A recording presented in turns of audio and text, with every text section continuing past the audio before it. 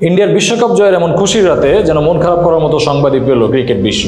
সবচেয়ে উজ্জ্বল নক্ষত্রটাও নিজেকে আড়াল করে নিল। বিরাট কোহলি টি-20 থেকে অবসরের ঘোষণা দিয়েই দিলেন। রাজকীয় ক্যারিয়ারের ইতিটাও টানলেন ঠিক রাজকীয়ভাবেই। Final match, man of the match এবং টি-20 বিশ্বকাপের ট্রফি প্রথমবারের মতো তার ক্যারিয়ারে ছুঁতে পারলেন। কিন্তু ঠিক এই বিশ্বকাপ শুরু হওয়ার আগেও তাকে নিয়েছিল নানান জল্পনা কল্পনা। তিনি আসলে এই টুর্নামেন্টে দলে ডাক পাবেন কিনা, যদি ডাক পেয়ে থাকেন তাহলে ঠিক কোন পজিশনটায় তিনি ব্যাট করতে পারবেন, ওপেনিং এ ব্যাট করবেন, ওয়ান ডাউনে ব্যাট করবেন, এগুলো নিয়ে ছিল নানান রকম প্রশ্ন। সেই সব প্রশ্নের মাঝেও তিনি যখন চান্স পেলেন, কিন্তু সাতটা ম্যাচে তিনি আসলে তেমন কোনো পারফর্ম দলের জন্য দিতে পারলেন না, তখন কিন্তু ঠিক এই ফাইনাল ম্যাচটার আগেও গুঞ্জন উঠেছিল তিনি আসলে ফাইনাল ম্যাচটা খেলবেন কিনা, তিনি যদি খেলেও থাকেন ওপেনিং পজিশনে জয়সওয়াল ডাক পাবেন কিনা। কিন্তু সব জল্পনা কল্পনা উড়িয়ে দিয়ে ক্যাপ্টেন জানিয়ে দিয়েছেন যে না, বিরাট কোহলি থাকছে ফাইনাল ম্যাচে ওপেনিং পজিশন। তারপরের গল্প তো আমাদের সবারই জানা, ম্যাচটা আমরা সবাই দেখেছি। রাজকীয় প্রত্যাবর্তন, ফ্রেম বন্দি করে রাখার মতো একটা ইনিংস। এবং ঠিক সেই সময় যেই সময় দলের সবচেয়ে বেশি দরকার ছিল, ফর্মে থাকা রোহিত শর্মা যখন আউট হয়ে গেলেন, ঋষভ পান্ট যখন আউট হয়ে গেলেন, ঠিক সেই সময় দলের হাল ধরলেন, যেটা তিনি গেল 15 বছর যাবত করে আসছেন।